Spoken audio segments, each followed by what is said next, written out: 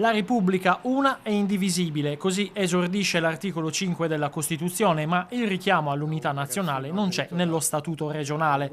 C'era nella formulazione originaria, quella del 1971, all'articolo 1. Il Veneto è regione autonoma nell'unità della Repubblica Italiana.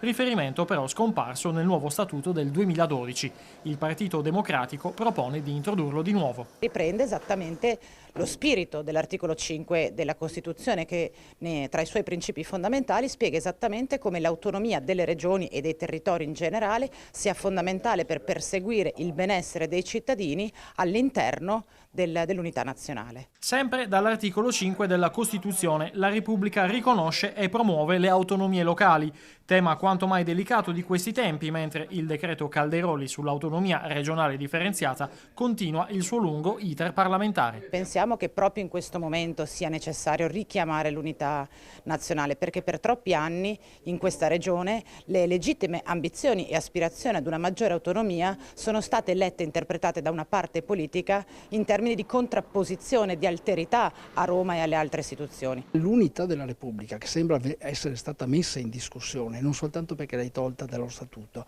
ma perché hai presentato una serie di proposte che vanno in tutt'altra direzione, ha bisogno di essere ricostruito.